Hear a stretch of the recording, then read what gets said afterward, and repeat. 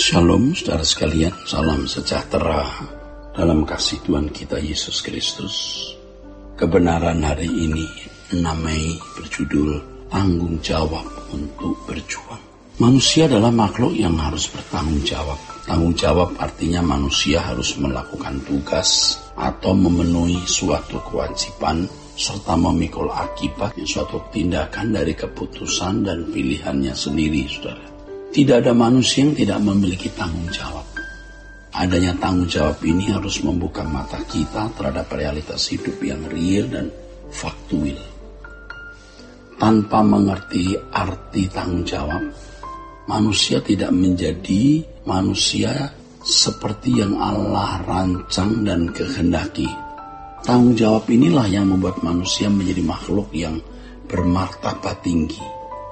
Allah tidak akan mempercayakan pelayanan pekerjaannya yang besar dan kudus kepada manusia yang tidak memiliki tanggung jawab, saudara.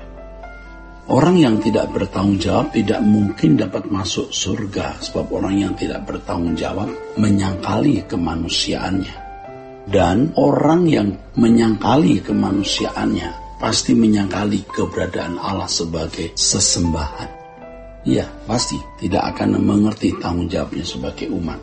Kesalahan orang Kristen dalam berteologi yaitu ketika merelasikan kasih karunia dengan kehendak bebas secara keliru. Pada umumnya mereka membenturkan kasih karunia dengan kehendak bebas dari perspektif yang salah.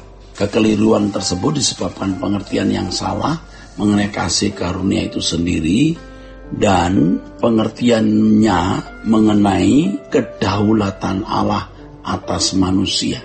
Ini harus diperhatikan. Mereka memandang kasih karunia adalah tindakan setia Allah secara absolut dan mutlak dalam menentukan manusia yang dipilih untuk menerima keselamatan. Hal ini mereka yakini sebab mereka mengakui kedaulatan Allah yang mutlak sehingga mereka yang ditentukan selamat tidak dapat menolak kasih karunia. Itu menurut mereka. Tentu sebaliknya yang tidak ditentukan selamat dikondisikan tidak dapat menerima kasih karunia, ya artinya dijebloskan begitu saja masuk neraka. Ini berarti pemberian kasih karunia dari Allah dipaksakan di luar kemampuan manusia menolak atau menerimanya. Di luar kemampuan dan kehendak. Ini saudara. Di luar kemampuan dan kehendak manusia menolak atau menerimanya. Dengan pemahaman seperti ini berarti manusia tidak memiliki kehendak bebas sama sekali. Mestinya juga kalau konsekuen dan konsisten seharusnya tanggung jawab manusia tidak perlu dibicarakan lagi. Tetapi ironinya mereka masih menempatkan manusia sebagai manusia yang harus bertanggung jawab atas perbuatannya. Ini adalah kebebasan yang aneh. Kalau manusia yang ditentukan keselamatannya masih harus bertanggung jawab atas perbuatannya. Pandangan ini adalah pikiran yang tidak sehat dan tidak konsekuen dan tidak konsisten. Pikiran yang tidak sehat, tidak konsisten, dan tidak konsekuen. Sebab kalau kehendak bebas tidak ada berarti juga tidak ada tanggung jawab. Nah, untuk mengklarifikasi masalah ini, saudara, kita harus memahami pengertian keselamatan secara benar. Kalau keselamatan hanya dipahami sekedar sebagai terhindar dari neraka dan diperkenankan masuk surga, ya maka memang kehendak bebas tidak perlu tampil sama sekali. Jadi kalau keselamatan hanya dipahami sekedar terhindar ya dari neraka dan diperkenankan masuk surga, maka memang kehendak bebas tidak perlu tampil sama sekali. Kasih karunia dapat dimiliki bukan karena ditentukan oleh Allah atas orang-orang yang ditetapkan dapat menerima keselamatan, tetapi karena kehendak bebas yang digunakan untuk menerimanya, saudaraku. Kasih karunia menempatkan manusia sebagai pribadi yang memiliki pikiran dan perasaan untuk mempertimbangkan dan mengambil keputusan. Itulah fungsi pikiran dan perasaan yang Allah berikan, saudara. Kalau kasih karunia diberikan tanpa melibatkan respon dari pertimbangan manusia, maka berarti sia-sia Allah memberi pikiran dan perasaan pada manusia. Pikiran dan perasaan inilah yang memberi kemampuan manusia untuk mempertimbangkan sesuatu. Dengan pertimbangan tersebut manusia dapat menerima atau menolak kasih karunia. Dalam hal ini manusia harus bertanggung jawab.